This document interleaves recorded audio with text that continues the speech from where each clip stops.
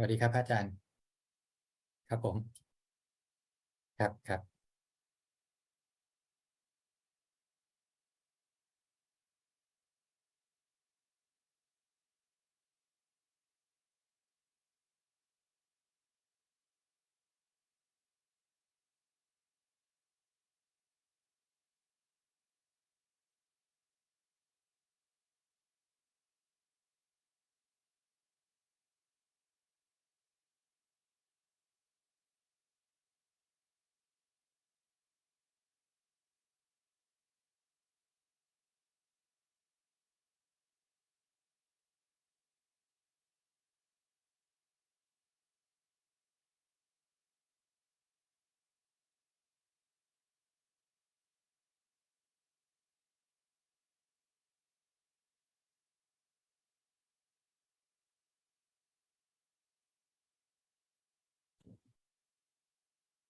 Hello, everybody. Welcome to another Dhamma meeting where we will discuss the Buddhist practices of charity, morality, and meditation. Everyone who is interested is welcome to join. We will start with our first participant, which is Felicia Chan from Malaysia. Felicia? Good evening, Ajaan. My practice is good. I don't have question at the moment. Thank you, Ajaan. Good to see you. Keep on practicing. Yeah, noted. Stay happy. Happy. With nothing to make you happy. You can be happy with nothing to make you happy. Yeah. That's the best. That's the best kind of happiness. Yeah. Happiness from nothing, with nothing. Yeah. Because if you have something to make you happy, when that something disappears, then you will not be happy. Yeah, noted. So This is the truth. Try to find happiness with nothing, from nothing. Yeah. From emptiness. Yeah, no fear. Mm. Everything just let them alone. Yeah. They are not happiness, they are dukkha. Yeah. Anatta. Okay. Thank you, Ajaan. You're welcome. I'm very lucky to meet Ajaan. I'm lucky to meet you too. Thank you very much.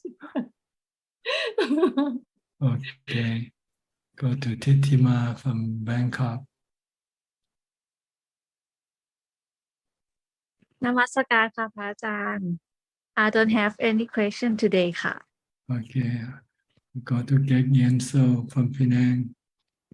Where are you in Penang? Georgetown or somewhere else? Hi, Kanajan.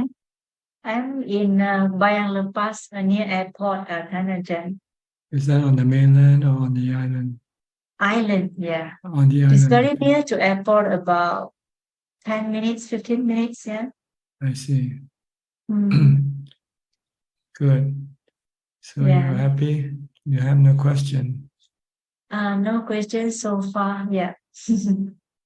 Okay. Yeah. I'll go to the next person. Thank you, Kanajan. Yeah. Lisaya from Thailand.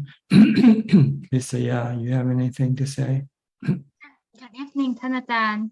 I have something to tell you about my practicing.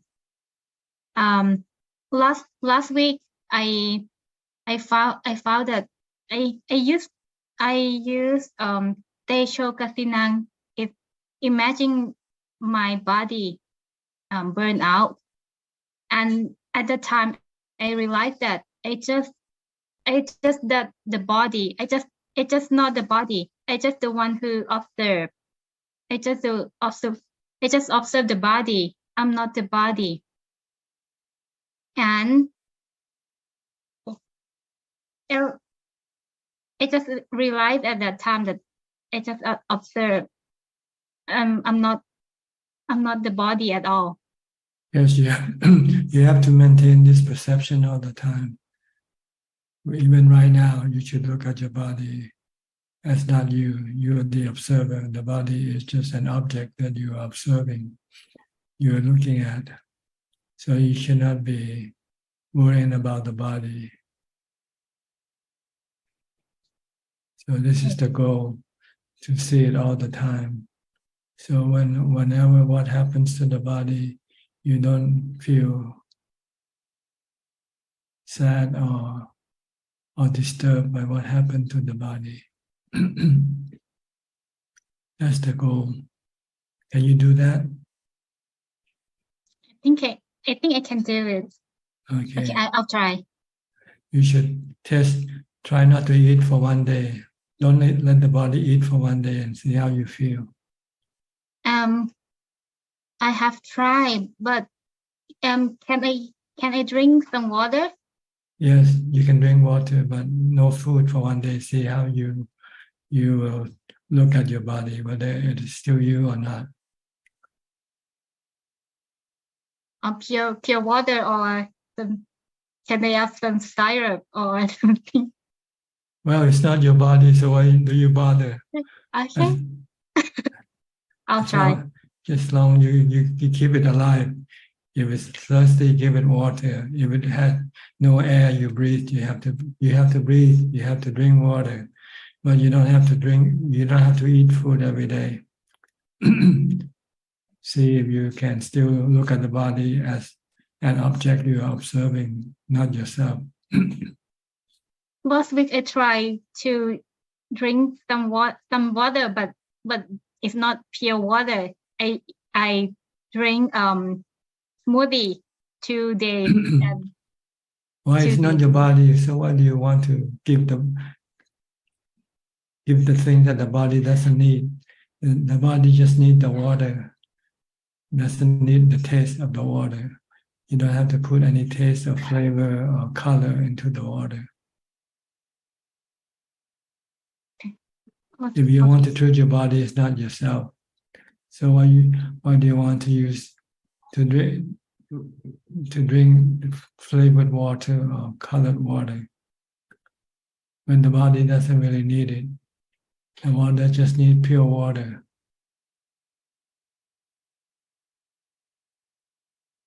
Okay, so you have to test your perception, whether what you perceive in your meditation and when you're not meditating are the same thing or not. The goal is to treat your body as someone else, not you. Your body is your servant. You are the master. You are the one who tells the body what to do. You are the one who feeds the body. So you can decide to feed whenever you want. Today you are lazy to feed the body, so don't feed it for one day. Let it starve for one day. Okay. You should not feel anything when the body is fasting. I will try tomorrow, and I will tell you tomorrow night. Okay. Wish me luck, Ajaan. Well, this is something you want to prove for yourself. Santitiko. If you can treat your body as not being you, you can see it burn. Now you can see it starving. See how you react. Okay. Ajaan, when I was in last 5 years, I went to Pusanko monastery, and Ajaan Vanchai don't let me drink, don't let me eat anything, but I just drink water, but for 2 weeks, but I add some syrup in there, but I will try tomorrow, and I will tell you tomorrow what any progress. I will tell you tomorrow. Well, you want to treat your body as not yourself, right? You are not the body. You're just the observer who observe the body. So whether the body drinks or not drink, doesn't really, shouldn't really bother you, right? Yeah. Okay. Okay. All right. Thank you so much. Next, Kokseng from Singapore. Yeah. Good evening, Prajan. I have some questions to ask regarding my practice. For samatha meditation, so when I find that my mind is wandering and I cannot focus, I would stand up and go into walking posture and do walking meditation.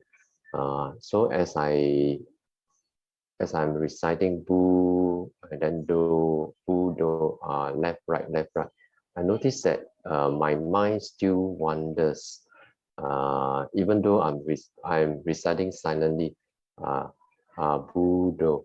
So my question is it normal for the mind to wander during walking meditation? Well, it depends on how strong your mindfulness is.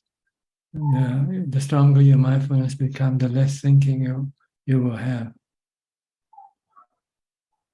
So you don't get rid of your thinking right away when you first starting using Bhutto. So you're competing with your thoughts by using Bhutto. But as your Bhutto becomes stronger and stronger, you are more concentrated, then your thought will become less and less. So I'm thinking, could it be because I walk very slowly and then I also recite very slowly Budo. Well, you can try faster and don't have to tie it to your walking. You just keep reciting Bhutto as you walk. Doesn't have to Bhutto left and right, just Bhutto. So don't need to be in sync with the left leg and the right Right, leg. no need to, if you don't want to. Okay, so I'll try it. Then another thing I noticed in my mind when during the walking meditation, there'll be a conversation like is enough, quickly go back to sitting. Then another side of the mind will be saying, walk for at least 15 minutes. So my question is, I have mentally tell myself, each time I walk, try to walk for 15 minutes. So my question is, do I need to stick to let's say a time frame of say walk for after sitting for 13 to 45 minutes, then when I mind scatter, I start to walk. So I have to walk for at least 15 minutes. Do I stick to this kind of time frame? It's up to you, whatever the effect you get from it. If it's good, you can calm your mind and stick with it. Okay. Look at the result from your practice, whether you're achieving any calm or not. If not, you might have to extend your walking to 20 minutes, and sitting to 20 minutes, extend it longer.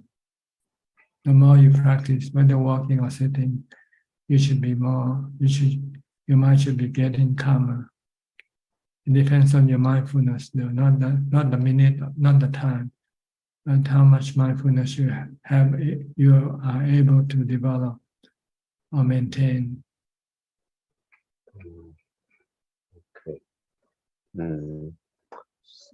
So in other words, as long as so how do I, so this inner conversation there's telling the mind, enough already, It enough means walking. you're not having So that- mindfulness. You're not having mindfulness.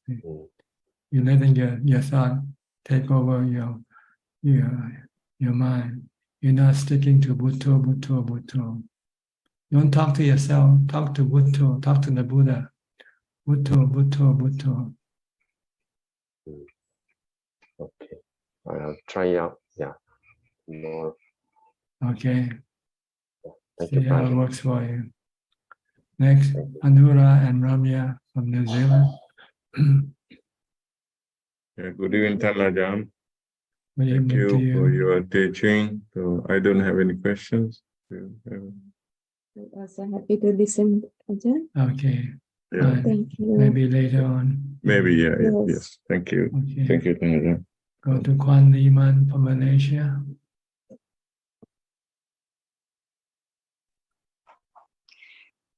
Ajahn, when my friends saw me, they asked if I'm working, so I say no. Then they get very concerned if I can manage old age if I don't save more money now. So I asked them, what if I die before old age, maybe tomorrow, and I can't use the extra money. So I also told them that for many years I worked for bosses and I have given them enough of time. Now that I need time for myself to work on the spiritual path, and I feel peace, contentment, and happiness, which cannot be paid with money. So is that what is meant by samadhi? Samadhi. Well, you have to find out for yourself. I cannot always give you all the answer. Yes. Yeah. So, I don't have any question. Just that I feel that I don't have to spend my time earning money for old age. Yeah. Yeah, you have to know this thing, practice. You cannot expect to have a teacher to tell you all the time what you want to be able to decide for yourself what is right or what is wrong. Yeah. No, I mean the Buddha meant samadhi is the right view on the spiritual path to enlightenment. That is the view that is taught by the Buddha. So what do you want to ask me then? No, nothing. Okay. Okay, thank you, Raja. All right. This is wisdom. Be able to decide for yourself what is right and what is wrong, what is right view and what's wrong view. If you cannot decide for yourself, how can you become enlightened? No, this is not a decision. I'm just saying what my friend told me and what I choose to do. So, what do you want to ask me then? Nothing, Raja. Okay, fine. We'll go to Claudia from Germany. Good afternoon from Germany, Tanachan. No questions today. Okay. You're not doing any teaching now, right? I don't teach. No. I have vacation for this week because tomorrow we will go to Switzerland and get our new home. I see. And yeah, and I will continue working between September 4th and about October 16, and then I will stop because then we will go permanently to Switzerland. Okay, I hope you enjoy your home, new life. Thank you so much. All Thank right. you so much. Good. So I will, of course, as often as I can, I want to be here at the Zoom Dhammatalk, so I don't want to give it up. Okay, you are always welcome whenever you can come in. Everybody, actually. This is a free room. No coercion. Whether to come in or not to come in is your own decision to make. Currently, Okay. the Dhammatalk is like a very good, I would say, pillar or Anchor, soil or something. Something to hold your mind to. Yes, it's very good for me at the moment because everything is changing, and the Dhammatalk always reminds me what's really important. So I'm very grateful that I can be here. Okay, good. Happy to be here to be of service to you. Thank you so much.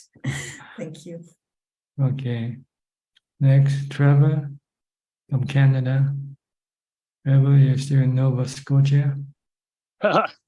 Yes, good morning, Ajaan. Yes, still in Nova Scotia, and busy. The boat is still not floating, but getting close. And I know summer is almost over here, so it seems strange, but I'm going to try and put the boat in the water still next week and see if it floats, and put the sails up and at least a few times before it has to be pulled out for the winter. Yeah, the storm may be coming also, right? Storms. Yeah. We have to have the boats out by by say mid-October, so I will only have a few weeks in the water, but better, something than nothing, I guess. But my practice is nothing to be boast about. I must say I haven't been practicing as much as I would like, and but these talks just remind me the importance of it, and give me ideas like the walking and the Buddho, repeating the Buddho. My problem is just getting, sitting down. I've got to. I just have to remind myself, and I keep saying I'm going to put it in my phone, and I'm going to do that after this meeting. I'm going to have a beeper on the phone that tells me when to sit down, and because the days are so busy here, and there's so much activity and distractions, and it's hard to find just slip away and be quiet without interruptions.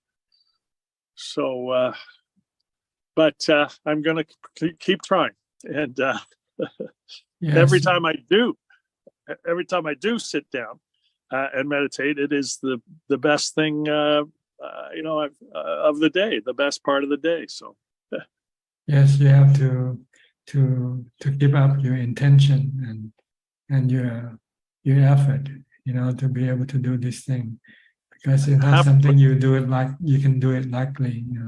It takes a lot of effort and intention. Yes, So and so you have to set up a certain way of forcing you to do it, like a schedule maybe. You have to set up a time and say, this is the time I want to do some meditation. If you don't set up your schedule, then you keep forgetting and not being able to do it. How much time do you suggest for someone like me? Well, you can start at 30 minutes maybe at first. Okay, 30 minutes. Walking or sitting, or both alternatively. Just have some time to do mindfulness practice. Now you put time for your other work. You have time for your sailboat. You have time for other things. So why can't you have time for mindfulness meditation? Yes, and how many times? Like, how many times a day? You say 30 minutes is just start. As many times as possible, but it depends on how much strength you have. How much effort you can put in. The more you can do it, the better. But if you try to do something more than you can become frustrated also. So you have to strike a right balance between not doing and overdoing. Right. Okay, and then slowly it will draw me to do more and That's more. right. If you see the result, you will be more encouraged to do more. Okay. I haven't seen your son. Is he still around? I think he's in up north in the forest. In the forest now. Good. Yeah, in northern Ontario. Uh-huh. I haven't heard from him either. I don't think he has cell coverage there. So I'm That's looking forward good. to. I was hoping he would be here today. He's not in the group? You can't see him? I don't see him yet. Okay. No, Well, I missed him too. okay, just wondering, that's all. Yeah, I mean, I haven't heard any bad news. So they say no Okay. news is good news. That's right. Good. Okay. Anything Hey, else? Okay. No, thank you. Thank you, Prajan. Thank you. Okay, you're welcome. I'll go to Singapore with Gary. Hi, Gary. Good evening, Ajaan. No questions for me today. I'm just happy to be Okay. listening in. Thank you. Go to Indonesia with Piralia. Good evening, Ajaan. Today I have no question. I'm happy listening. Thank you.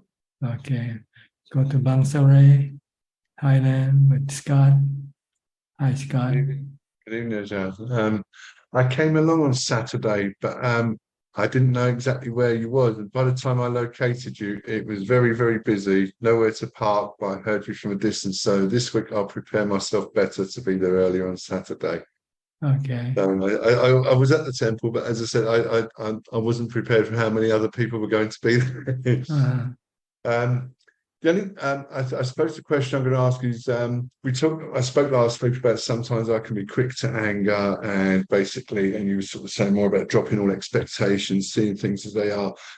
I've spoken to a few other people and they seem to be amongst many saying, I've come from 55 years of living in a Western country, living in London, a million miles an hour, everything is like that. And it might just be I'm in a state of flux where I'm literally changing from working all my life to retired, changing from that sort of like million miles an hour to a very, very calm, quiet life here in Thailand. And I might literally just be in a place where I'm pulling away from there and I'm pulling towards here and I'm just in a state of flux.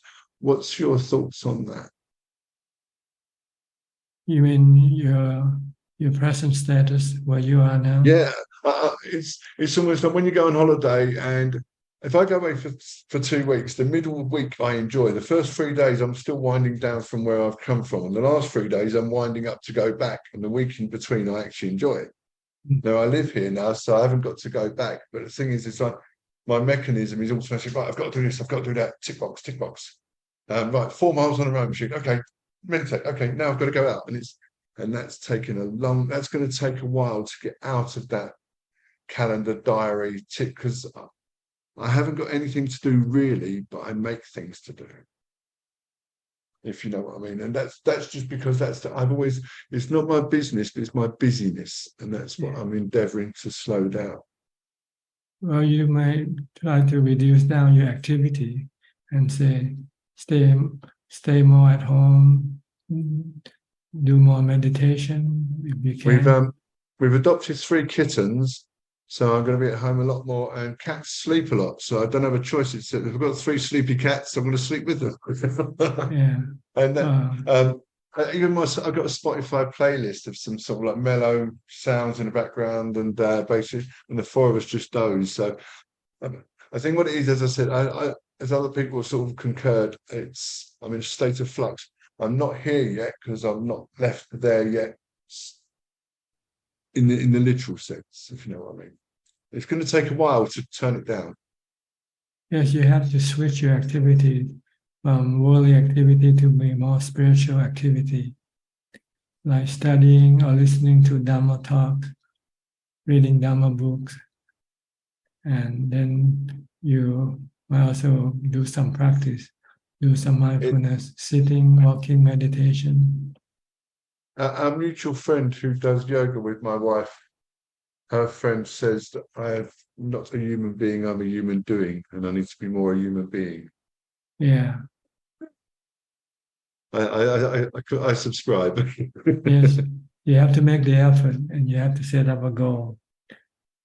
But this weekend, I will make the effort to come along a little bit earlier, make myself available, so I will be there with plenty of time to. You'll be in my diary this Saturday. Okay, good. See you then. Thank you. Thank you. Okay. Go to Malaysia, Alvin from Kuala Lumpur. Ajaan, I don't have any question. I'm just listening in. Thank you. Okay. Go to Intan from Indonesia also. Where are you from? Jakarta, Medan, or Surabaya? Jakarta, Lumpur. Jakarta. Okay. I have no question, Lumpur. Okay. Go to California, Southern California. Stalin.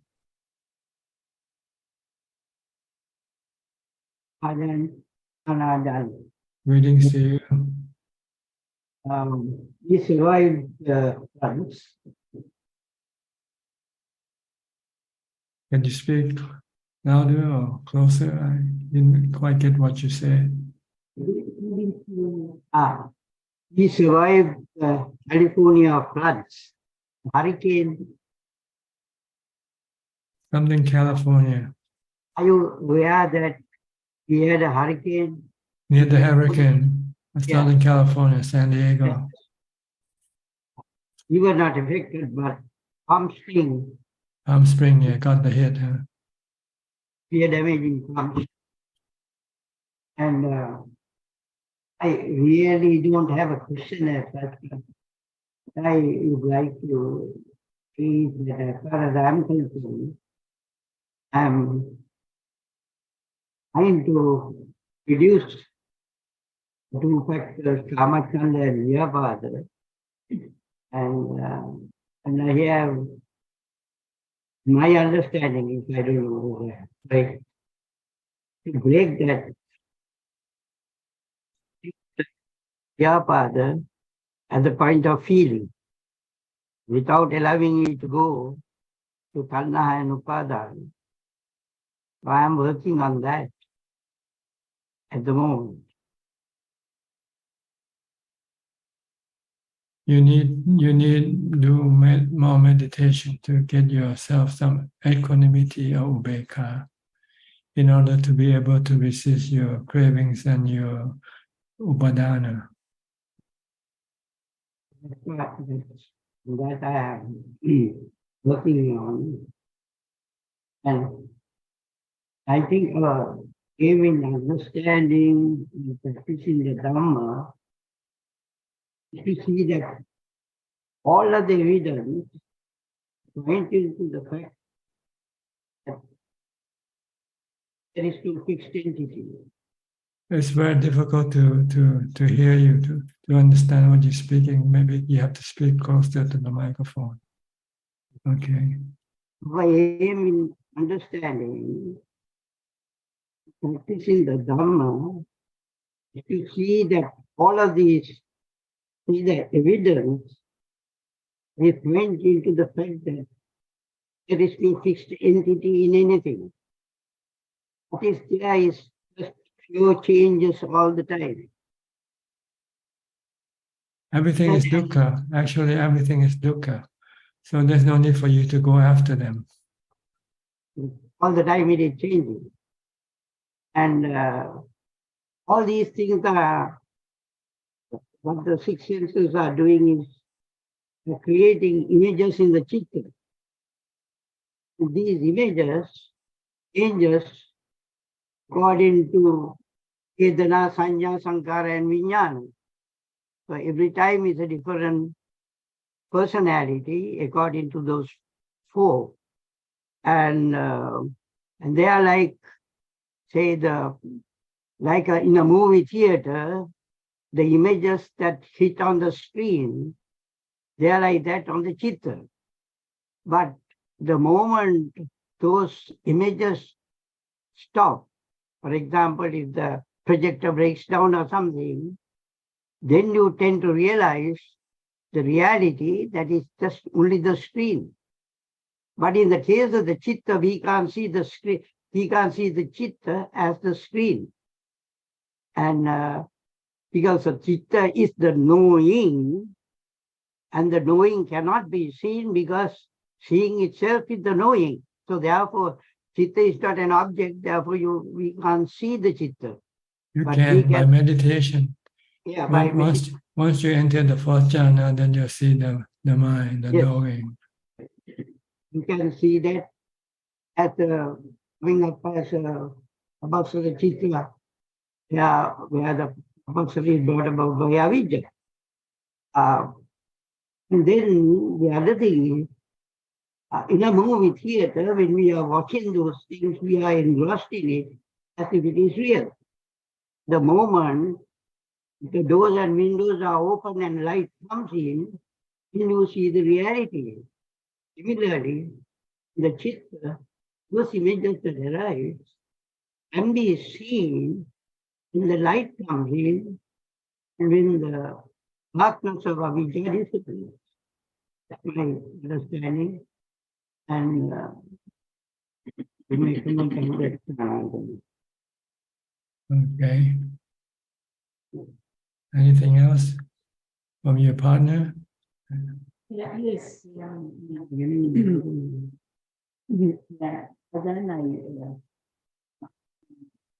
Okay. You have to speak louder or closer to the screen.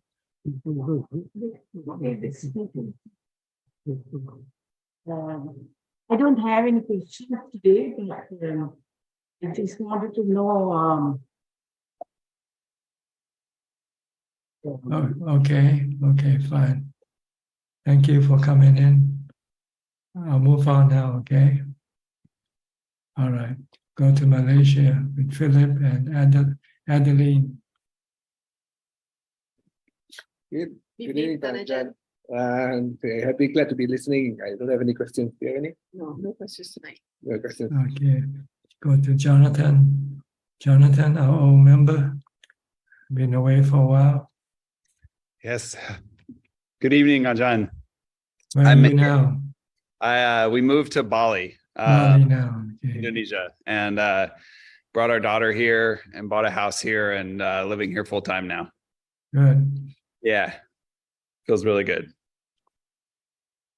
We had so the last year I haven't been able to join because I was always finding myself taking care of my little one when the meetings were happening or trying to get some sleep whenever I could. But she's 1 year old now and is very happy, and it's been lovely to share the Dhamma with her in the ways that I can. And so she and I make offerings to the Buddha in the morning, and we have a picture of Lungta Mahabua and things on the altar, and she's loving that. So I don't have any questions. I just wanted to come and listen and say hi, and I can start to come to the meetings again. Excited about that. You're still working online? I have taken the whole year off, actually. Yeah. So have a lot more time to meditate and practice now too. So you expect to travel around here or just settle down? Well, we were traveling so much for a while that it's nice to be in one place for a little bit and start to build some community of people here. But we started to plan a trip probably towards the end of the year to Thailand. So hopefully be able to come and visit at that time and bring my daughter as well. Okay. See you then. Okay. Sounds good. Thank you. All right. Go to Fiona Charlotte from Indonesia. Yeah, wonderful, Ajaan. But today I don't have a question. I wish Ajaan with quality and well. Thank you. Thank you. Go to Toronto, Canada, with Piyao and Indira. Good morning from Toronto, Ajaan. So nice to see you. We actually don't have questions, but just want to tell you something. Yesterday happened to be my birthday. So normally, like it's a busy day, people coming, but I took your advice. I just did nothing. And I just, did all spiritual activities and meditated and felt so good. So thank you so much for all your advice. Much metta to you. You're welcome. And hope you eventually find the no birthday for you. That's true. That's my plan. that's my plan. Birthdays are not good because with birthday there's dying Yes. day or so. Yes.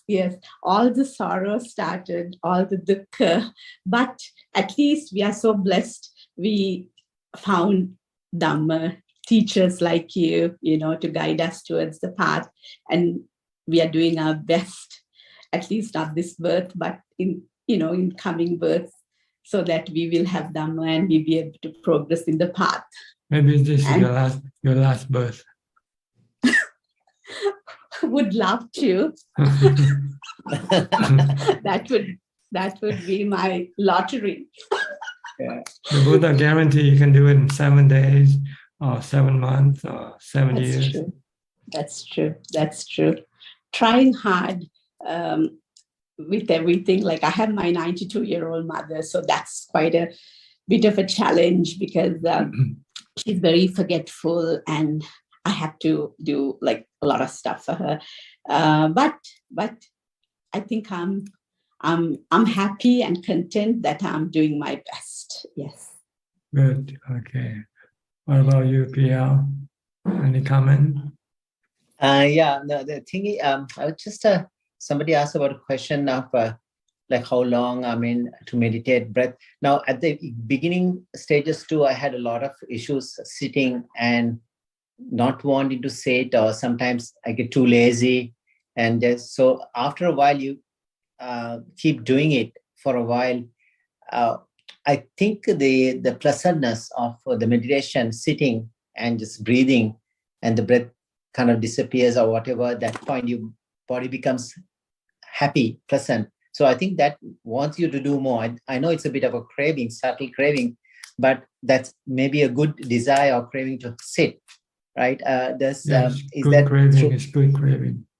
Yeah. It's Chanta Viriya.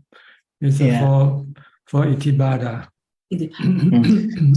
So at the beginning, it's like a lot of rough spots, and then suddenly you hit some area where you become a bit smooth. You can sit and feel that pleasantness, even for a short time. It's the whole day. I feel like if I don't do it, I'm like not eaten, like have had not food or something. So yes. when it can, it's mental food, food for the mind. That's right. Mano Sanchit. So yeah, only to know the difference you need to get to. So to maybe you hit that some area where you feel good, like pleasant, at least peaceful. So I'm not talking about jhanas. I just feel good, Yeah, just a certain amount of calm. Maybe not fully calm, but yeah. It's enough to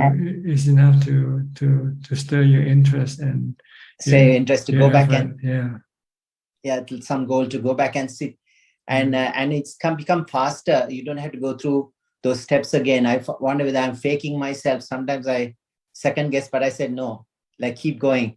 I don't have to maybe I'm finding a shortcut or maybe a speed. Sometimes I wonder whether am I imagining this? No, the more you do, the more easier it becomes. The more proficient you will be. It's like driving. When you first learn how to drive, you find it very difficult having to do the steering wheel, the brakes, and so forth. But after you do it for a while, it becomes automatic. You can drive with your eyes closed, not literally, but. So don't get discouraged when you're first starting. You find it so hard, so difficult. But as you try to keep on doing it, it will become easier. Yeah. You might have to find some technique. If you cannot meditate, maybe you read some books, read some Dhamma books first, or listen to Dhamma talks to calm your mind down a little bit before you might be able to then recite the Bhutto, watch your breath. Eventually, that's the goal, is to be able to sit down and just watch your breath. Yeah, I think the summer kind of helps. I sit outside, so like in front of some bamboo bush, so it's kind of very calming. But in the winter, obviously, you can't sit out, so I have my meditation room. So I switch back and forth. Both of us try to do a little bit of outside too. I think that helps to change the environment a bit, maybe. It's up to each individual. Some people Mm. find comfortable inside the house. Some people like to go outside. Mm. So this varies from each individual. It's not it's not the same with everybody. Let's put it that way. Everyone is different. Yeah. Nice. That's And when you get these pleasant sensations, do you kind of try to, you still have vitaka vichara, so you can make it the spread to the whole body, like a Buddha talks about a metaphor, like a bath person, bath powder, trying to, like a dough, like a, say, a present day example is like a making pizza, like a dough, just like a spread it to the whole entire kind of the body. Just but you don't spread it. You keep on focusing on your meditation object. Mm. If you use reciting Bhutto, just keep Bhutto, Bhutto. Okay. It is the Bhutto that will spread the thing all over your body. Mm. It's not something you can tell the feeling to go all over your body. Mm. Just keep reciting Bhutto or watch your breath. And don't try not to think about anything. Mm. And the present sensation should last this way, right? It's keep, you're not focusing on the sensation. As long as you maintain your focus on your mantra or on your breath, you can continue on to appear. Mm. But as soon as you stop, then this thing will then stop. Like ringing the bell. If you keep hitting the bell, then you always get the sound, right? But as soon as you stop hitting the bell, then the sound will stop. Mm. Same way with the result from your meditation. It comes from your focus on your meditation object. Mm. So don't give up your meditation object unless your mind becomes totally still. Then you don't need your meditation object anymore. You'll know that for yourself. Is it you're totally still, meaning is like you're talking about somebody reaching a fourth jhana? Yeah, in the fourth jhana. Yeah. Then you have equanimity. Calm. Yeah, I think the metaphor Buddha talks about like a brightness, like a somebody covered with white cloth from head to toe. No place is kind of open, like a just brightness, pure equanimity of a state of calm. Mm-hmm. This is something you cannot imagine. You have to do it. Mm-hmm.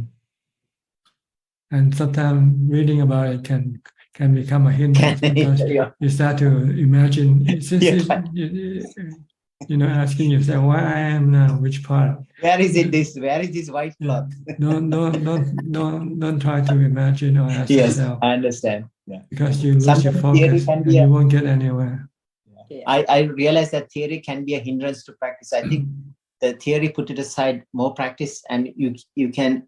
But if you try to practice the theory, it's not going to happen. The practice, I think, is first important. Like theory can help you, guide you, like a map. But sometimes if too much theory can be too confusing. Yes, when you practice, you forget about the theory. Just know what you have to do. But after you finish with your practice, you then can compare yourself go back with the theory, whether you're going on the right path or not. Right or the wrong. Thank you. Okay. Thank you so much, Ajaan.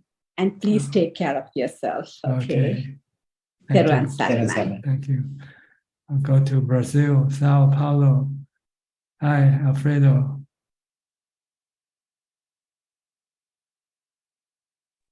Hi, Bante. Good to see you. How are you? Good. Very cold here. Maintaining Ubeka. Yes.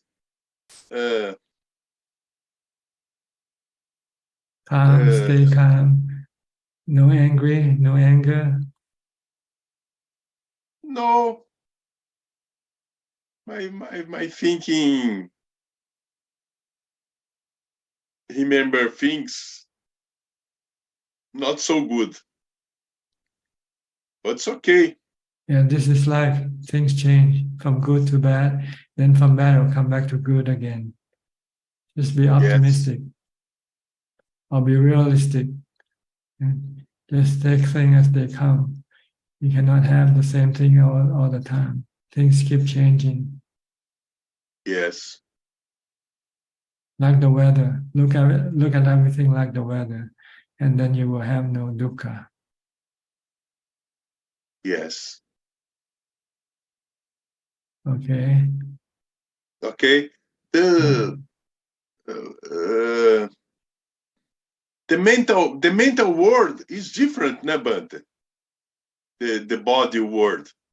The body world. The mental world is different. The From mental the- world the is world. no body world, né, Bante? Yeah, it's two different worlds. Yes. Spiritual and physical world is two different worlds. Yes. Spiritual, no things appear. Just the imagination appears. The mind's creating things in the mind, in your mind. It's like dream world. The spiritual world is like a dream world. Sometimes you have good dreams and sometimes you have bad dreams. Good dreams we call heaven, bad dreams we call hell. And good dreams come from your good karma. Bad dreams come from your bad karma. So try to do only good karma, then you will always have good dreams in your spiritual world. Like when you go to sleep, you enter into the spiritual world. You leave the physical world temporarily. Then you start dreaming. Sometimes you have good dreams, sometimes you have bad dreams. This because sometimes you do good karma, sometimes you do bad karma. So this karma will then come and give you good or bad dreams. So you want to have good dreams, try to do good karma. Be a Santa Claus and you keep having good dreams all the time. Yes. Okay? Yes. Okay. All right. I'll go to Aparachita now. I haven't seen you for a while, couple of weeks, huh? Yes, because I actually teach during that time. So then I couldn't make it. But then today and next week, I don't have teaching on here. Just yoga teaching. That's it. I see.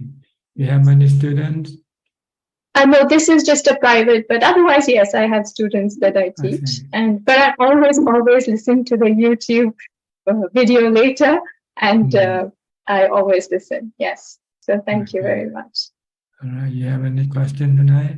A bit like you have mentioned many times about the fourth state of upekha. So my question to you would be, of course, there's no description, but as a practitioner, what can I just keep holding on to, like during my practice? So I head in that direction, like just the object of my breath, or if it's any body part, like should it just say whatever happens, just get rid of it and stay focused on that? Or That's right. You stay focused on one object that you choose.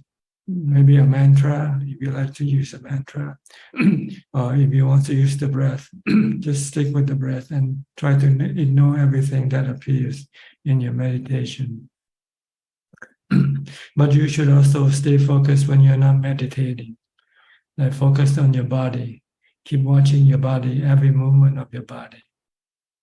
Just like you're watching your breath when you meditate. When you're not meditating, when you're doing things with your body, stay focused on the body. Don't let your mind go elsewhere. Don't let it go think about some other thing. Then this will give you more mindfulness. And when you meditate, you find it easier to stay focused and calm your mind quicker and stay calm longer. It depends on how much mindfulness you have developed beforehand. If you don't practice mindfulness at all before your meditation, when you come meditate, you might find it very difficult to focus because your mind will be running all over the place, still restless and agitated. So you want to calm your mind to a certain level before you come and meditate. By trying to reduce unnecessary thoughts. Don't think about things that you don't have to think. If you have to think, then focus on your thinking and finish the thinking and then stop thinking and then come back and continue with whatever you're doing with your body. Try to do one thing at a time, not multitasking. If you're doing something with your body, just stay with your body. If you want to think, then stop doing what you do with your body and then focus on what you want to think. And when you finish what you have to think, then you come back and do, continue to do with whatever you do with your body. Okay. And then when you have time, then sit down, close your eyes and meditate. This you can do all day long. Yes, From the time you get up to the time you go to sleep. That is true, because I kind of thought one morning, like, okay, all through the day, I will try and remember Buddha as I walk through the day, and I realized how easy it is to just get off track. But that awareness of, I realize, yes. So it's through my day, maintaining it, which helps. Yes, it is something that we don't normally do. So when you're first starting doing it, you'll find it maybe quite difficult. It's like switching your hand. If you used to be right-handed and you have to use your left hand, you'll find it very difficult to do. But if you keep doing it, eventually you can become left-handed also. That's true. Yes. So meditating is something we're not used to do. Stop thinking is not something we used to do.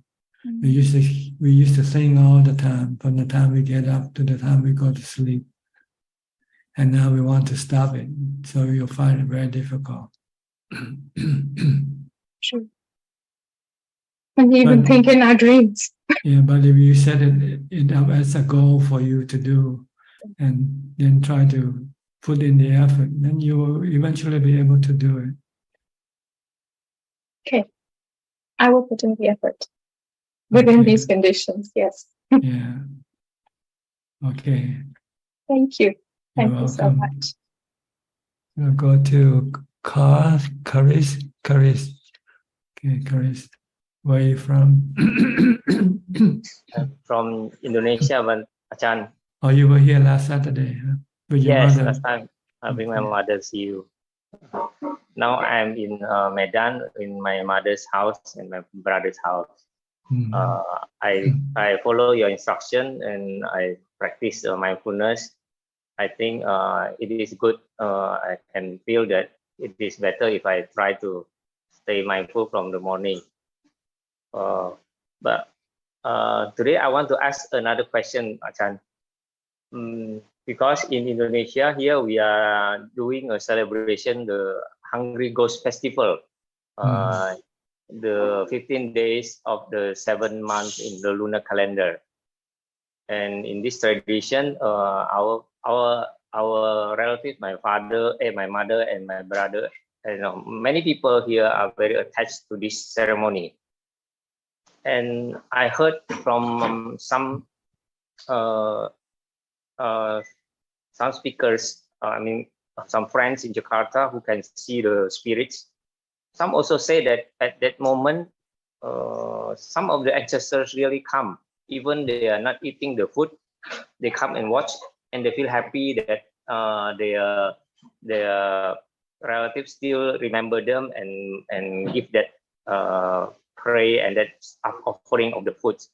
That makes me wonders, because I also heard from another monk in Penang, in his Dhammatalk, say that it is impossible at that the Hungry Ghost Festival like that they believe that at this time the gate of the hell is open and all the ghosts have one permission to go back to the house, the relatives, for 1 day. They say it is impossible because if the ghosts or the spirits go out, maybe they don't want to come back home because they won't come back to the hell again because it's very suffering there. They said this is impossible. So I feel that there's two contradiction in this information. Maybe Thana Chan would guide me which is the right one, and how should we practice, and how should we do with this tradition in our Chinese tradition. Thank you, Ajahn.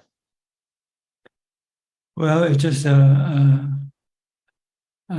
ploy to encourage people to do charity, that's all. So you have to have some reason for people to do charity, or else they don't want to do charity. So they say, we have hungry ghosts coming out from hell to wait for your charitable,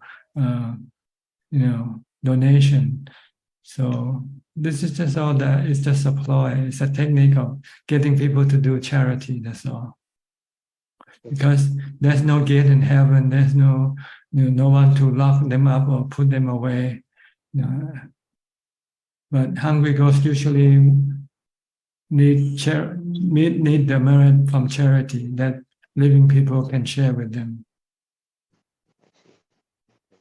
So it doesn't happen on any certain day of the year. It happens happen any day, any time of the year.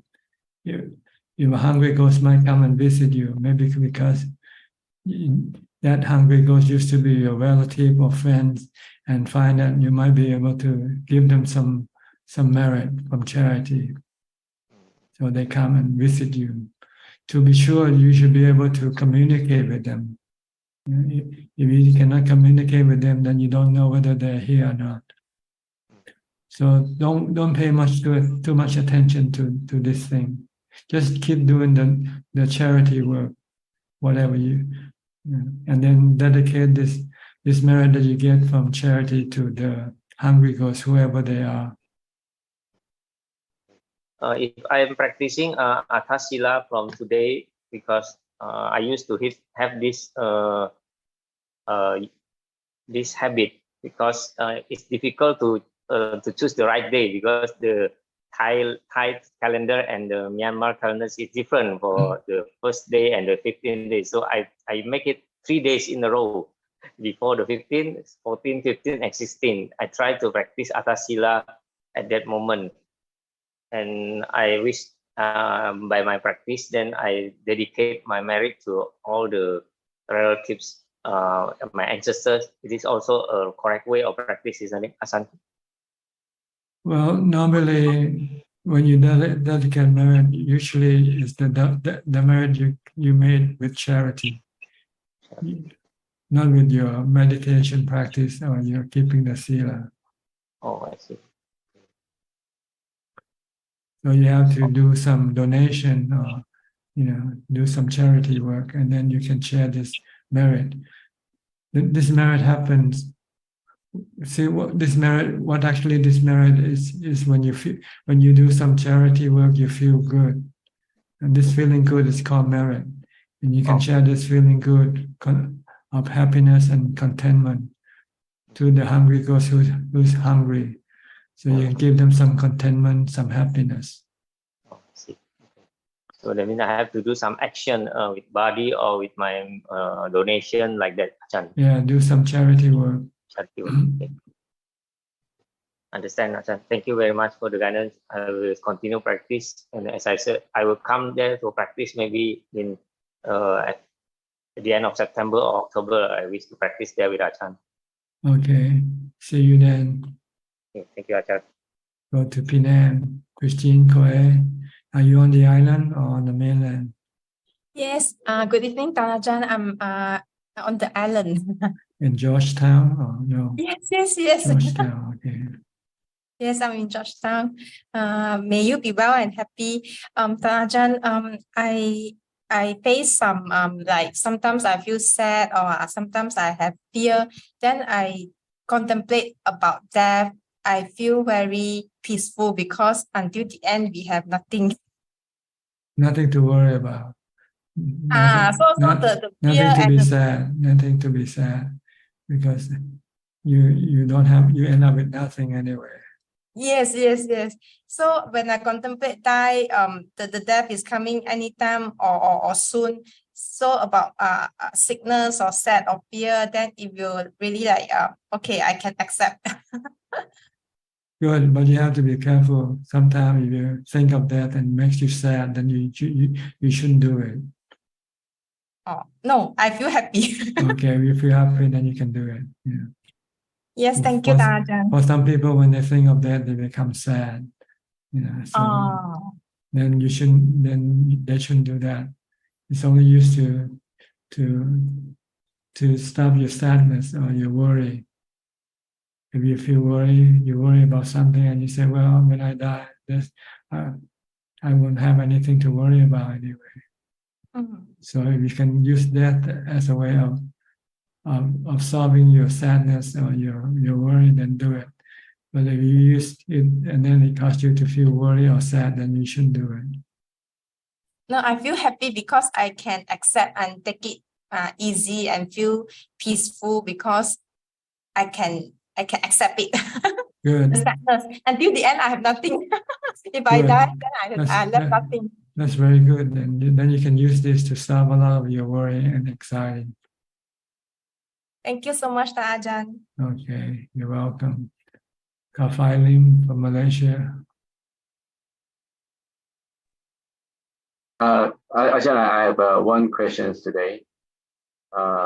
It's about craving.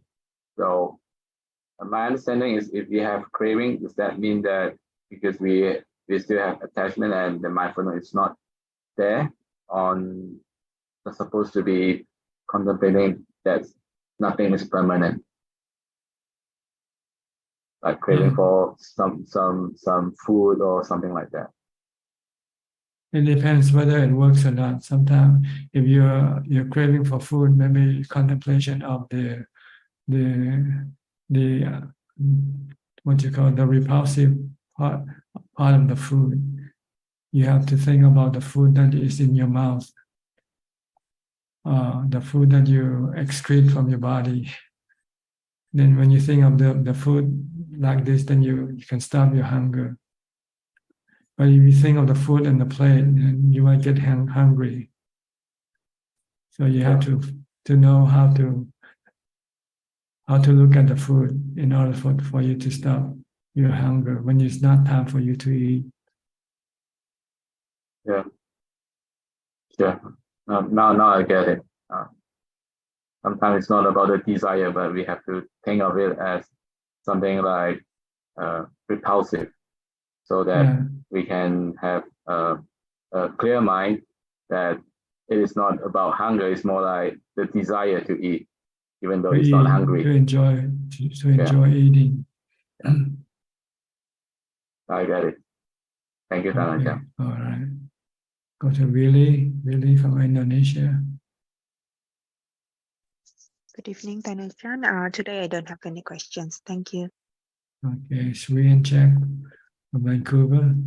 You don't have to go do your study anymore. Yeah. We can stay for the whole session. Okay. Anything? Any question? Any comment? Me?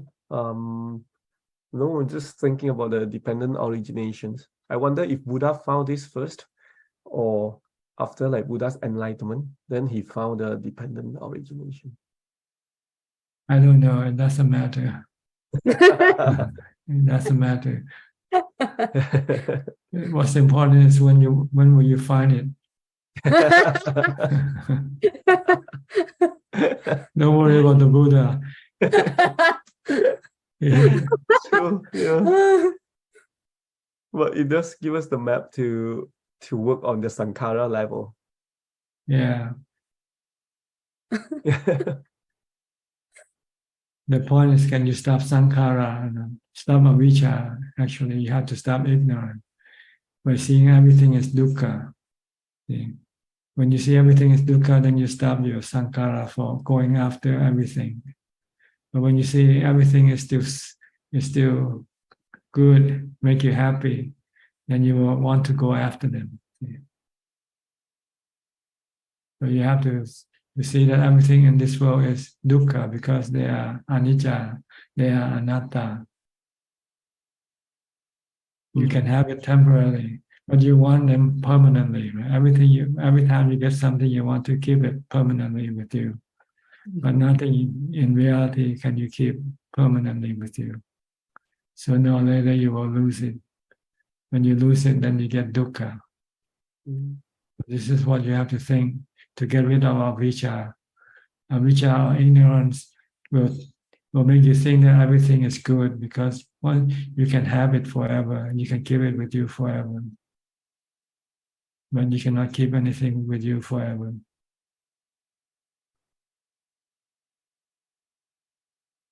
So this is the way to stop sankhara, stop vijnana, stop everything by seeing the three characteristics of existence. Every time you think something is good, then you are delusional. Yeah. Because everything that you think is good will change or will eventually be gone. When they change or when they're gone, then you become sad.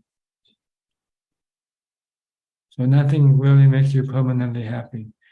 Just makes you happy at the start, and then it start to change and then start to disappear.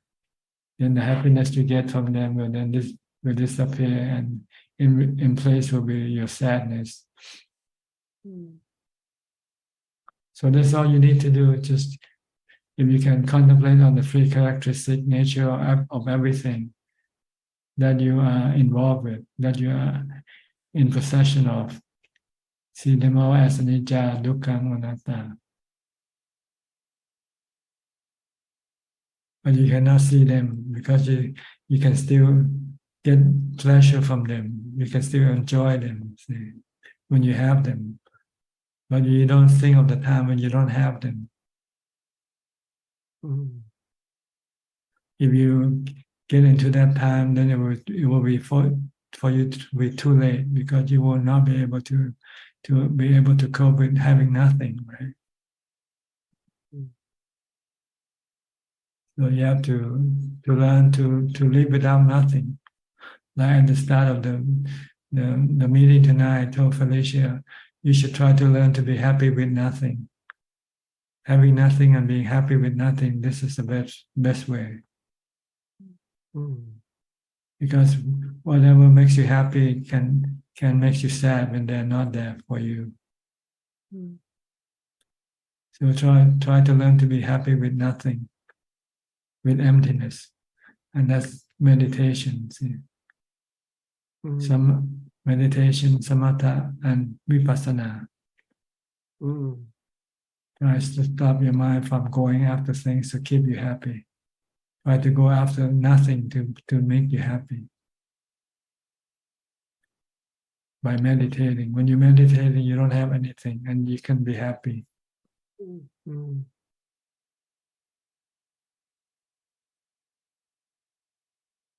Okay. So that Ajahn, vipassana is kind of like tackle the avijja, and then meditation is tackle the sankhara. That's the two. No, they both they tackle the avijja. But the one the samatha or samadhi do it temporarily. Oh, yeah. And you need wisdom to do it permanently. Yes. See, with samatha or samadhi, you use mindfulness to stop sankhara. And when sankhara stops, then you'll find peace and happiness inside yourself. But then you'll not be able to stay like this all the time. After your mindfulness weaken, then your sankhara start to work, and then start to go after things again. So you have to use wisdom to teach the mind that going after things will only cause you to have suffering, because everything that you go after will make you suffer, will make you sad one day, sooner or later, because they are not lasting, they are not permanent. and they're changing all the time also. And then once you can see that everything is dukkha, then you stop going after them. And when you stop going after things, then your mind becomes still again and peaceful and happy. This is vipassana. See dukkha in everything. See suffering in everything. In you and me, in your wife, your husband, your daughter, your money, your whatever that you think makes you happy, they are not really truly permanently make you happy. They're only temporary happiness. And one day they will be gone, and then you'll find sadness after that.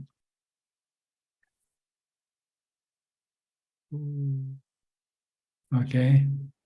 Yes. But before you can go to vipassana, you have to go to samatha first. Because if you don't have samatha, then you don't know where to be happy, how to be happy with nothing. Once you know how to be happy with nothing, then you can give up everything that you used to rely on to make you happy. But right now you cannot give up everything that makes you happy, right? Because then you don't know how to be happy without nothing, with nothing. So you have to learn to meditate first, to calm your mind, to still your sankhara, to make yourself happy. Then you say, hey, I can be happy without having anything. Then you can go on and give up everything. But right now you cannot give up everything that you have, right? Because you cannot be homeless like me, live like a beggar like me. That's because you don't have happiness within yourself. But I can do it because I have happiness within myself.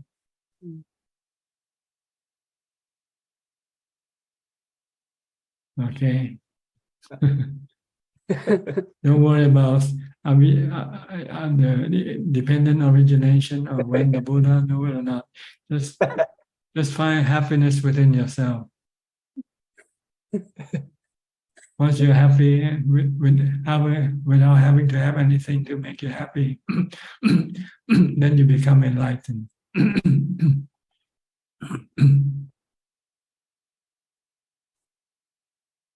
What about the other way, Ajahn? Like if I feel relieved that I don't have to, like the course is over, I don't have to be with people anymore. I feel like relief. That's like that's the other way, right? It's like not wanting, right? Ajahn, like not wanting to be with people and not like that's the other craving, not wanting. This is not wanting, it's just it's just that you find a different way of making yourself happy. So happiness without having to have people to make you happy. But if you have to be close to people sometime, then you just stay close. You don't try to have any desire to be away from them. You have to be there with them. But you know nothing lasts forever. So when you can excuse yourself, distract yourself from people or things, then you do it. But you're not there because you cling to them or you depend on them to make you happy. Like I have to be here with you now, not because I want to or not want to, but it just happened.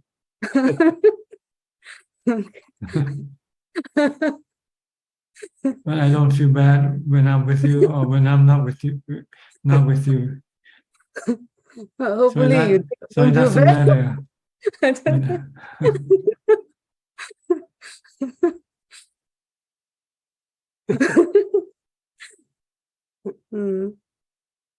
But I realize it after, like after I'm gone from people, I feel so much happier. I don't really I guess I didn't feel happy when I'm with people. Maybe I don't know why, but like it's like after the after the course, like oh no away from people, it's like oh I feel so relieved. So maybe it's I thought maybe I have like not wanting. You have not wanting vipava tanha, craving for. When I'm with people, right? Yeah. So that's also craving. If you feel bad, then it's craving. But if you don't feel bad, then it's not craving. Oh. It depends on how your mind reacts. It's more like a relief after you leave, like after you don't be with people. It feels like I feel the it's like a stone coming down. Feel like relief, like so I can get a like space for myself. This feels good when not with people. When you're with people you don't like, then you feel bad. But if you're with people you like, you feel good. There are people the same, but just whether you like them or not. If you like them, you don't mind them, right? You can be with them.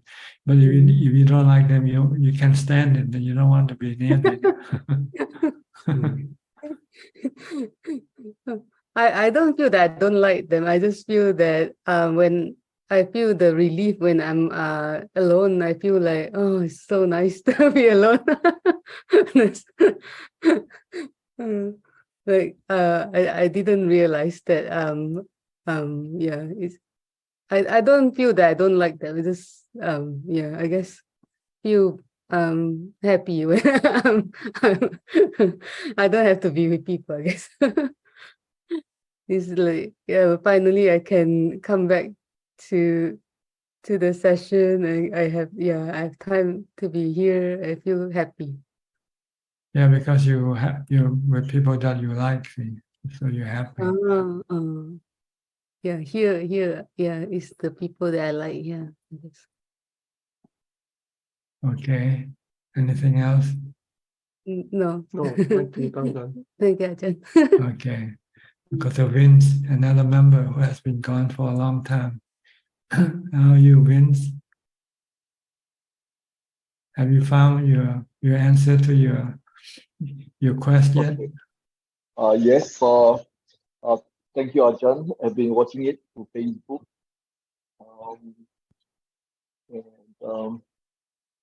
Because recently I read your something about being happy. So today I thought I should ask you a question about that. And recently I sort of like negative feeling or unpleasant feeling. Because why? Because you can see that I feel that sensation of negative feelings. More sensation of feelings. When the feelings comes, you get stronger, then you go away. You will come in, then you speak, and then you go away. Speak and go away. So I thought of, because I used to avoid negative feeling, but right now I sort of enjoy negative feelings because I can see it come and go. So my question is, sensation of feelings. Isn't sensation of feelings at the heart level will be good enough? And since I enjoy this part of it so much that I find sitting meditation no longer seems necessary because I can sense in my heart, hey, the feeling comes and then you take and you just go. And so my thoughts about it is like, hey, am I going the wrong way? Because it seems like initially I avoid all negative feelings, but right now I enjoy negative feelings that comes to me. Then I can kick away some strong habits in me. Well, you should be able to be happy with all types of feeling.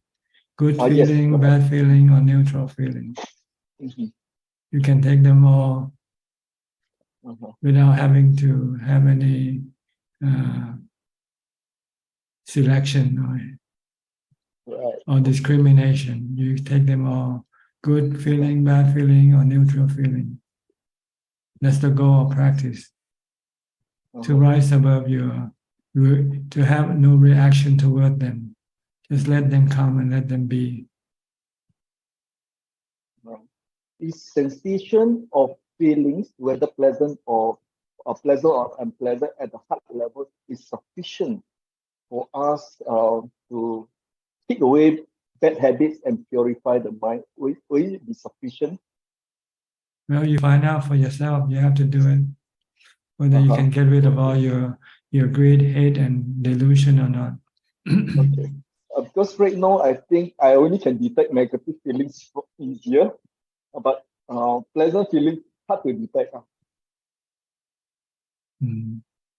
Normally, people are attracted to pleasant feeling and have aversion for bad feeling. So you want to stop this attraction and aversion in yourself and try to be just neutral. Just have equanimity. That's what you need to have. Okay. Not to react either way, either positively or negatively. Yeah, the reason why I can't detect pleasant feelings because I think pleasant feelings are sometimes very subtle. You can't detect at all. Yeah. Don't worry about the feeling. Worry about your reactions, how you react to them. If you don't react, then that's good. If you react, then it's not good. Once you watch them, they start to peak and start to go away. You sort of back to your calmness again. So I sort of like it very much. Yeah. We see come and go. Just stop your reaction. That's the goal of the practice. Good or bad, let them come and go, but don't react to them. Okay. People say nice thing, don't react. People say bad thing, don't react. Just let them say whatever they want to say. Okay. Okay. Let me try out more. I'll come back. Okay, good. Next, we have Peppa. Peppa, mommy. Hi, Peppa. What are you doing? It's late for you to be up.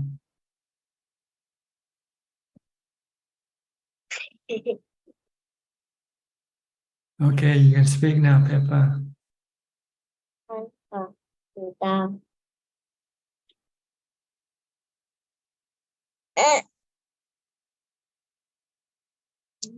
Maybe itching now.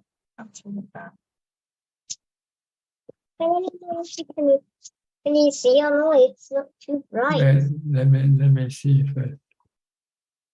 Okay, you're writing in Thai. Yeah. Okay, where did you get it from? From my book?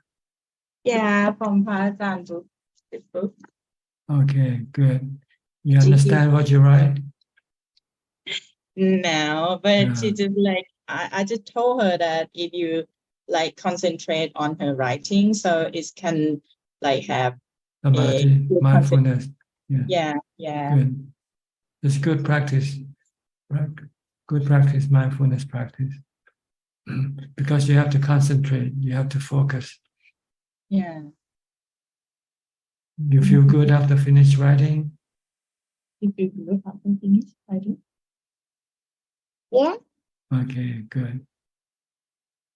Do more writing. Okay. Okay, good. When you feel bad, just come and write more things. And you can get rid of your bad feelings. Mommy. Yeah. Yes, and what you want to get about? Okay, anything else? like do remember like I angry my friends and then I forgive them already. Good. Try to forgive everybody who makes you angry, okay? It's not good to be angry because you hurt yourself when you're angry. Yeah, it takes time to make me feel better. You can use Bhutto, Bhutto, Bhutto. When you don't feel better, just repeat Bhutto, Bhutto, Bhutto.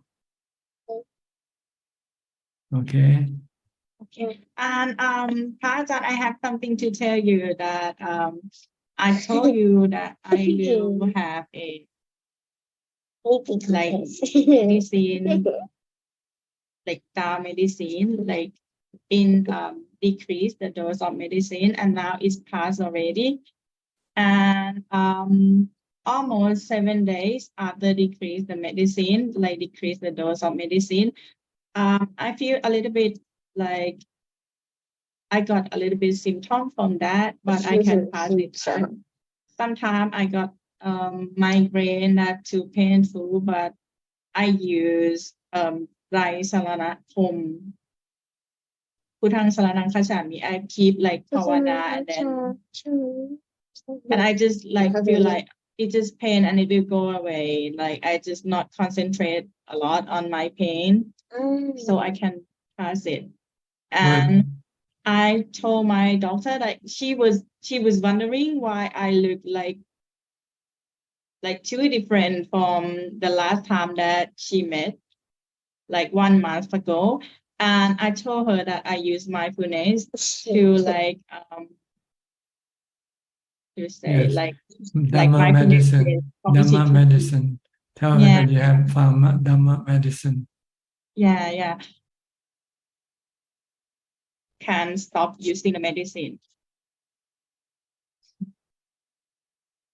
To wait next year. Try to stop right now. I have three kind of medicine now, like 3 types. So just 1 now, so we have 2 left. Okay.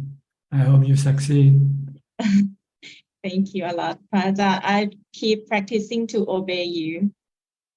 Thank you for your teaching. And like when like I like wake up and then my mom wake up, my mom always say, I wanna still sleep. Okay. So no more for today, Prajat. Okay. Good night. Thank you so much. Good night. Have good sleep. Okay. Okay. All right. I'll go to Belinda in Singapore. Good evening, Ajaan. Ajaan, this week somebody asked me for advice. This person has a sibling, brother, who is just released from the prison.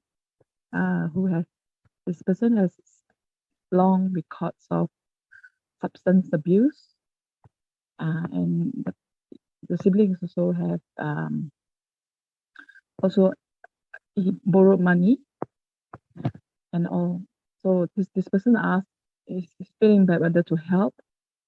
So I thought that I should ask Ajaan, like, if we encounter people like this, then how much balance to compassion and not helping or helping. So when we face people with and their relatives and their siblings, how do we? So somebody asked me for advice. I give my advice, but I thought I should ask Ajaan, like, how best to help or not help for situations like this. Well, you can help people when they're in need of the basic necessity of life, like food or clothing. But if you help them other way, you're not really helping them. So if they're in debt and they want you to help you pay their debt, then this is not helping them, because then they will have then once they clear the debt, then they'll start to have new debt again. So they have to pay their own debt, But if they don't have food, then maybe yes, you can buy them some food. If they don't have clothing, you give them some clothing. The basic necessity of life, you can help that. Another thing, I think you have to be very careful, because you're not really helping them. You just prolong their bad habit, or help to continue with the bad habit. And you also have to see how much you can help also. If you cannot help, then you just have to use ubekkha, equanimity. But if you can help, yes, it's good to help. This is loving kindness, metta. But you have to use it properly, so that it benefit both yourself and the person that you help. Mm. You don't want to hurt yourself when you're helping other people, and you don't want to hurt other people when you help them either. Mm. Mm. Okay. Mm. Thank you, Good enough? Ajahn. All right. Ajahn, I think I've also advised along the same line. Like we help, some things we help, but you may not be really helping, like paying off the debts, Yeah. which is could be bottomless. Yeah. And then we can help things that are essential. Or Like give them real, money. Give them money to abuse substance. You don't Yes. want to do that. And also, if they stay in a place they have a habit to steal, then it's also quite difficult to harming themselves as well. Yes. So then, but you help, like Ajahn say, essential things like food, clothing. These are the essential we could best help. Yes. And not feed them with more money. Okay. Thank you, Ajahn. Thank you, Ajahn. Okay. Sulan, you just turn off your video. Sulan, you want to come in? She's gone. Back. Okay, turn on your microphone. Sulan, can you hear me? Cannot hear you. You have to turn on your microphone yet. Okay. Oh yeah. Hello, Ajahn. Nice to see you. Okay. Yeah. Are you driving? Oh, I'm not driving, but my husband is. Yeah, so I just seated next to him. Yeah. Okay. Any question? I want to listen into tonight's session. Yeah. Okay. No Then question. yeah, when I think of one, then I'll ask later. Okay, fine. Yes. You I Ajahn. think we can now go to questions from Facebook and YouTube. Joe? We have 8 questions this evening. The first question is from the assistant email account. The question is from Charles from New York. What is the karmic consequences if we indulge in feelings of anger mentally, but don't verbally or physically direct any anger at others? What kind of karmic consequence would it lead to in a future human birth? You will continue to be like this as you are now. You will continue to be angry with other people, but you don't show your anger by verbally or physically. It's just part of your life, part of your habit. If you want to change, you have to change it now. Stop this anger by having loving kindness, forgiveness. Don't get angry at people. Don't expect things from them, then you won't get angry. Usually, when you expect something from people and you cannot get it, then you get angry.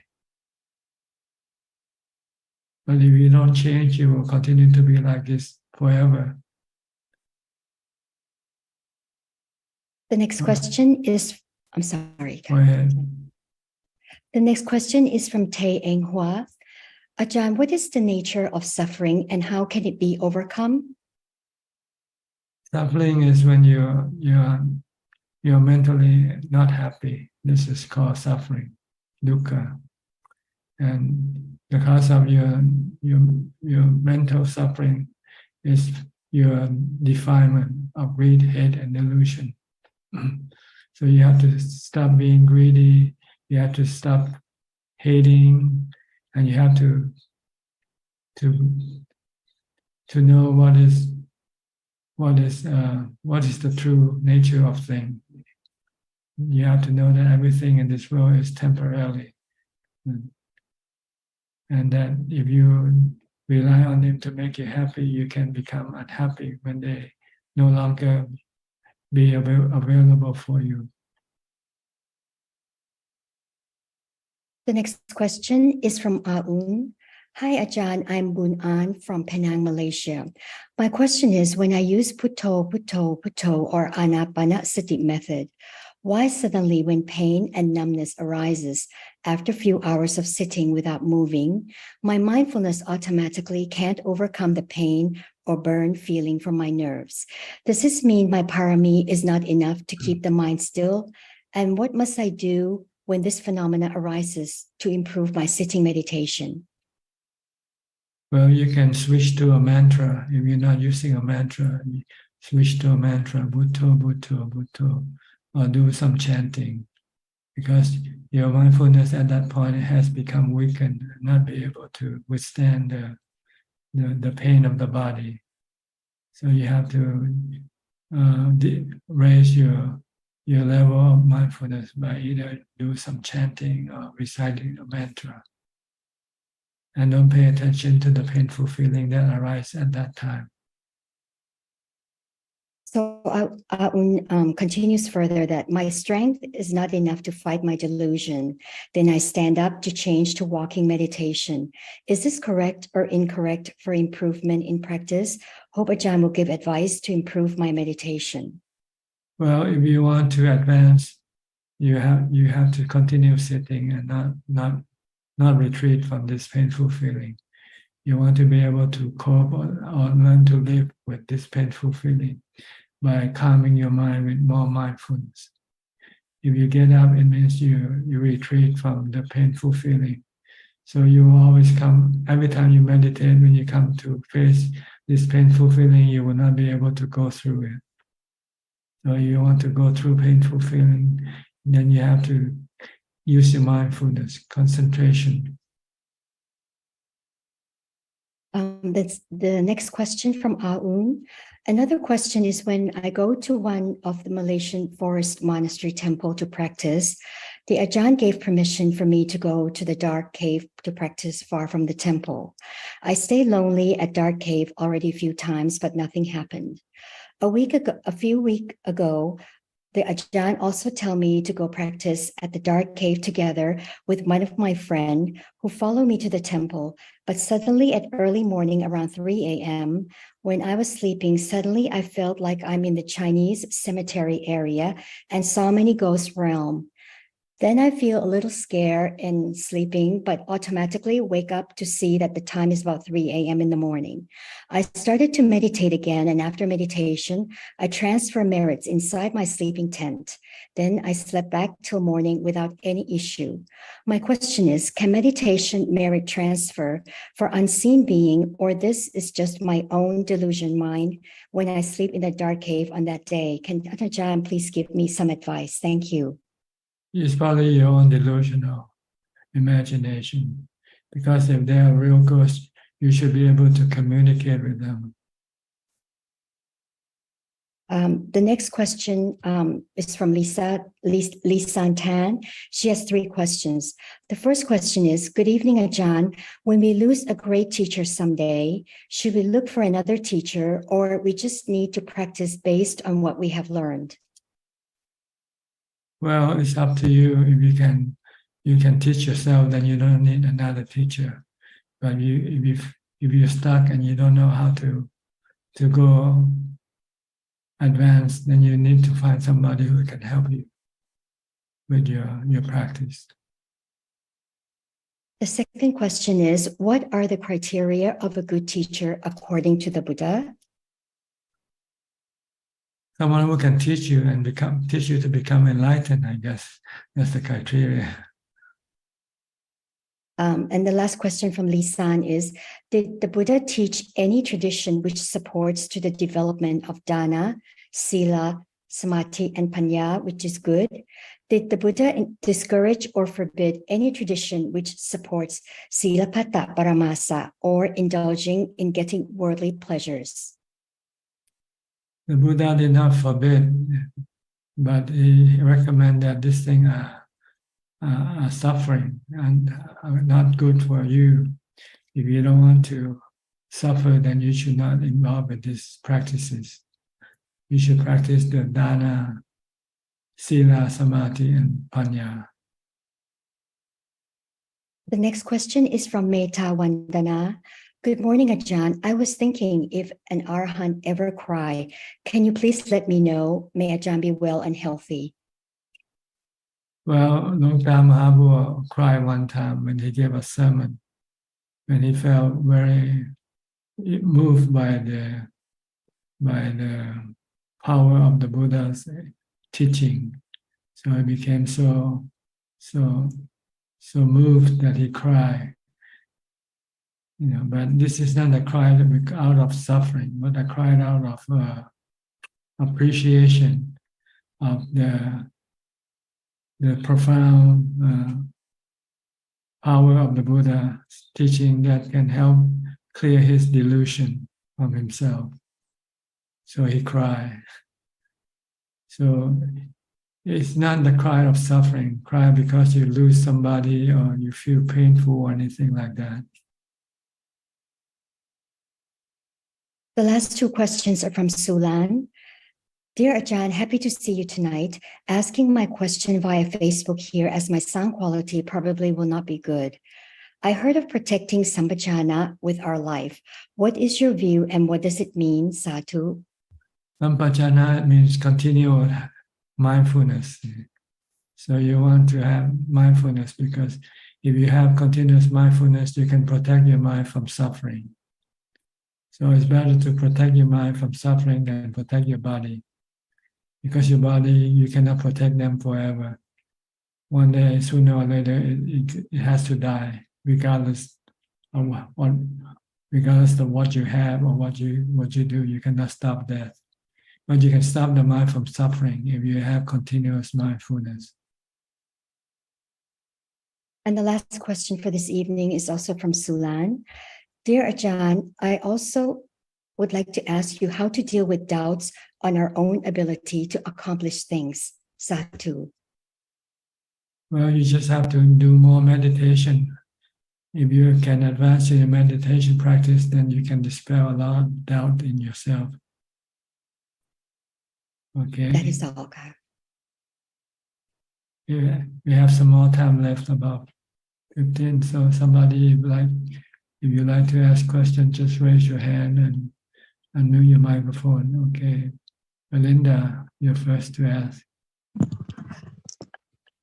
I've been observing my breath as it is, and the breath has very often very shallow whenever I pay attention to here. So then I'm able to observe. After some time, because this breath is very shallow, I feel tired. Yeah. And I'm aware that it's a feeling of tiredness. When you do this, when you meditate, or just when you're just not meditating? When I meditate, when I put the attention to the breath on the tip of the nostril here, the breathing becomes very shallow. I would observe it as it is. Sometimes I'm okay, but sometimes just now I did a half an hour, and thereafter I feel tired. So the tiredness can be various reasons. So, but I think it could be because it's lack of oxygen. So maybe, how should I go about like that, Tanjan? I don't think so. I don't think it's a lack of oxygen. I think it's more of your defilement cause for you to become tired. Or maybe your body is physically tired. This is also possible. So if you're tired, then you just have to rest, I guess. Yes, I feel I'm beginning to know what kind of tired is really from the body, and what kind of tired is just kilesa, that I don't want to face the kilesa. It becoming, I can see that, getting to know the body and the mind. I just wonder if his body is tired or his hormone or things like that. Maybe I should do more yoga or exercise, going out to ramp up the stamina. Would that help, Whatever. Ajahn? I don't know. I don't have to do anything. I don't. So then maybe I have to try. Just be normal. Just live normally. You know, you don't have to do anything. Just have enough proper exercise, proper resting, proper food. That's all you need. You don't need anything special, really. Yeah, I've learned some yoga yoga techniques that I find it helpful. Okay, if it's So helpful then maybe to just you, could do it. And also doing Tai Chi, I find that when I move, paying attention to the movement, it helps me away from thinking. And then I go back to my meditation. So Ajahn, I just have to explore and find what's the best way to ramp up the energy also, right, Ajahn? If I'm just sleepy, I do just sleep too. It does help too. The Buddha said the way to get energy is to do a lot of walking meditation. Just do a lot of walking meditation, 2-3 hours, and you get a lot of energy. If I can do a brisk walk outside, it's all right, Ajahn. But doing my best not to let the mind wander. Will that help also? Well, that's the goal, is to keep your mind still. See? That's the goal of the practice. If the mind becomes still, then you become very alert. You become very strong. You won't feel weak or restless.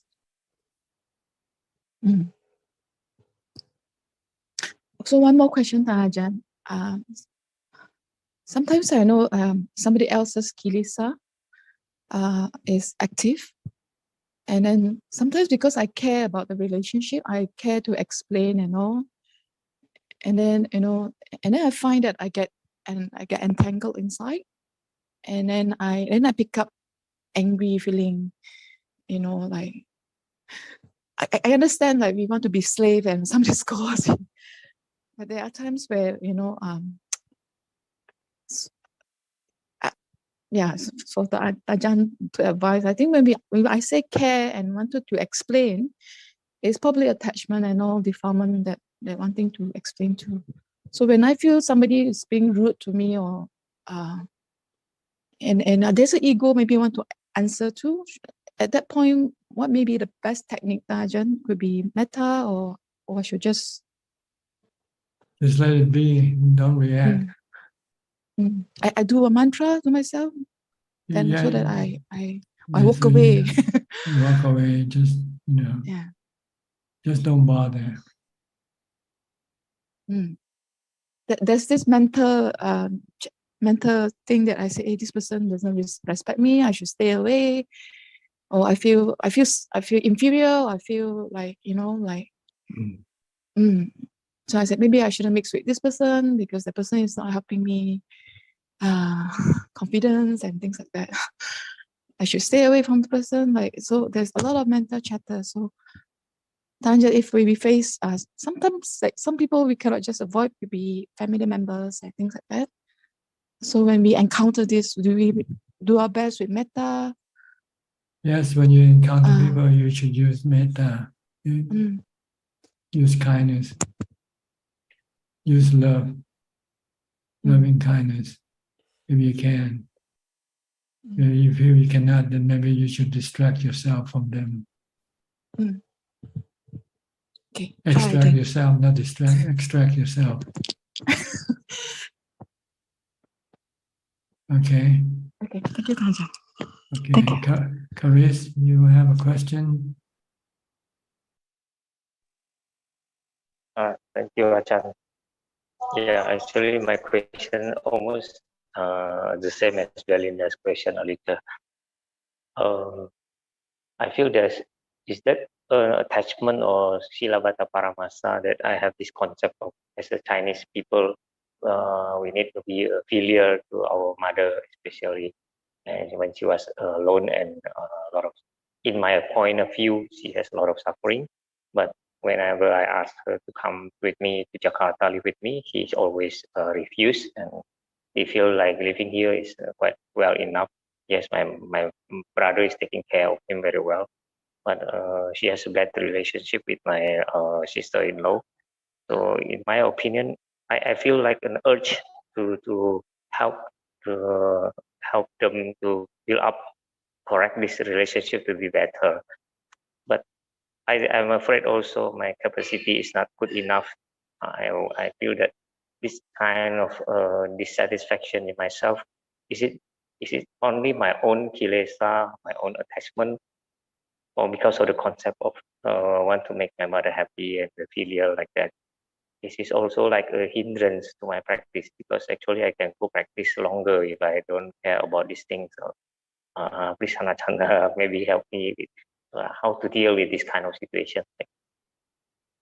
Well, you have to find out what your mother wants to do, what she wants, and try to see if you can do what she wants or not. That's all. And if you can do something for her, if that's what she wants, do it. If you cannot do it, then you just can't do it. That's all. Just accept the truth. Mm-hmm. So have to see her point of view, what she wants, not my That's point right. of view. Ask her what she wants. Yeah. And then if you can do that for her, do it. If you cannot do it, then say, sorry, you cannot do it.